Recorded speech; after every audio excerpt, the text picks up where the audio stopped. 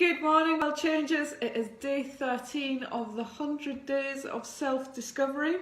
For those of you that have been following me, you know exactly what this is all about now, and you know what you need to do. If you are new to this, you've just stumbled across this video, a big warm welcome to you. And basically the idea is every day I pose a thought-provoking question and I share my own reflections on that question, and then I invite you to do the same. And you can do that in three ways. So you can write your comments below, you can take a photograph of your journal entry and just post it here in the comments, or you can post a video like this. It would be absolutely lovely to see your faces and put more of a personality to the names in the comments that I'm reading.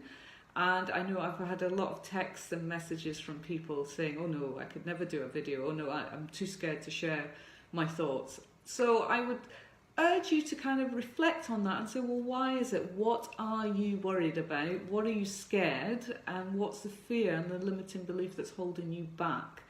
And to push through that comfort zone and challenge yourself to share a little bit more. So it would be lovely to see those videos and those comments. And thank you to all the people that have been engaging with this. It's just brilliant reading all your reflections, because they inspire me as well. You know, I read the comments and you know, I think, oh yeah, totally, I never thought of that. Oh yeah, you know, so it inspires. We all learn from each other, you know, and it's that's what is so great about this challenge, because you know, we learn about each other, we learn about ourselves, and you know, that's when the ripple effect of change starts happening.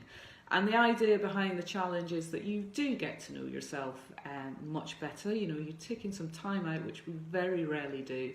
And the idea is that you learn about your dreams, your goals, your ambitions, and any fears, limiting beliefs and doubts that may be holding you back and stopping you from achieving all those dreams and goals. So it's all about creating and designing the life that you really want to live, rather than just reacting and responding to it. So today's question is kind of similar to yesterday's question, and I was going to skip it, but thought, no, let's stick with the process. Just because I don't like the question doesn't mean I shouldn't reflect on it. But it is, what are you worried about, and will it matter 3 years from now?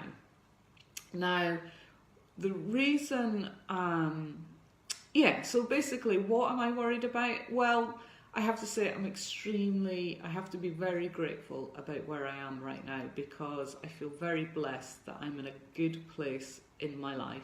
I have very little to worry about, and that is a huge turnaround for me, and it is a beautiful place to be in, and it's a lovely, very blessed, and I am extremely grateful for that. So yeah, I've had a lot of help along the way, but you know, I've worked hard to get to that place where I have little worries, and you know, I do work hard to continue that, to make sure that there are not things that cause me major stress and worry. I like to keep life simple, and I like to cut out drama, and I find anything that is creating drama, first I look at it and think, okay, what's the lesson here? What's my belief around this that's created this? And you know, if it's my own drama, then I work on it. If I've created it, if it's somebody else's drama, then you know, if I can support that person and help them, then that's what I'll do. But if not, then I need to kind of protect myself for that.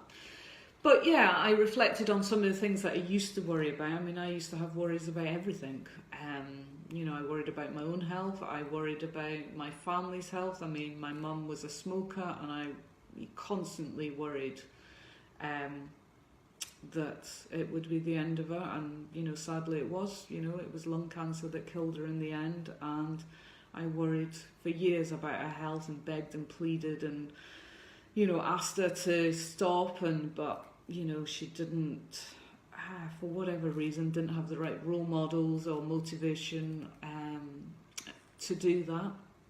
And yeah, and I worried when, when she was diagnosed with cancer, my sister was diagnosed at the same time. I, worried what the future would hold, how I would survive without them, what life would be like, how I would cope bringing up my other sister, Shelley, or caring for my other sister, Shelley, who's got learning disabilities, how I would cope on my own after I split up with my partner.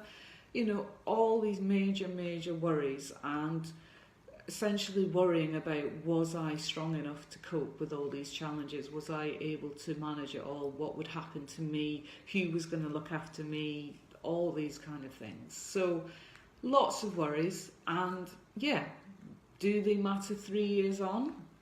Well, I'm kind of 7 years on from that time, and yeah, I mean, like I say, I have got to a place where I am in a very blessed position, and life is good, and life is beautiful, and I'm happy, and I'm healthy.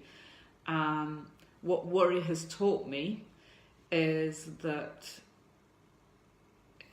there's some preparation work to be done. If you're worried about something, then get yourself prepared. So it's, do what you can, or learn what you can, do what you can, take action to dissipate those fears and those worries, because I think worry is a signal or an alert that you need to do a bit, or we need to do a bit more prep work.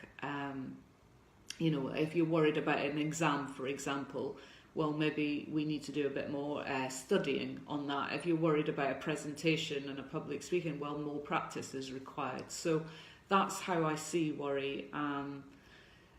If we're worried about, and one of my worries, and I said it yesterday's video, is about worrying about what people think of me. And, I do believe that a lot of us are held back. So with that, how do I overcome that? Well, yeah, I suppose it is flash forward and asking yourself, will it matter in 3 years' time what that person thinks of me? We're all doing the best that we can, and if somebody is making a judgment of us, then what I've learned about judgment is it's often a direct reflection of your own judgment of yourself. And again, that's another signal of work to do on yourself, and saying, well, why do you have that belief about yourself?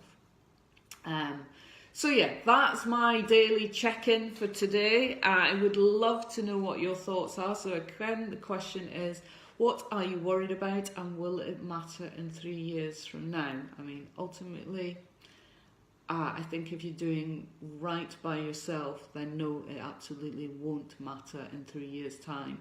If you're doing something that goes against our core values, then yeah, it probably will matter in 3 years' time, and you will regret doing it. So yeah, that's my reflection on that. So yeah, share your comments. If you've enjoyed this video, please share, spread the word of what we're doing at Change Your World, and invite people to join in this challenge, because it's all, the more self-aware we all become, the more we start to change our world. And that's what this is about, changing the world through personal development. So love to you all, have a fantastic Saturday, and I will see you all soon. I'll see you tomorrow for tomorrow's check-in. All right, take care, bye.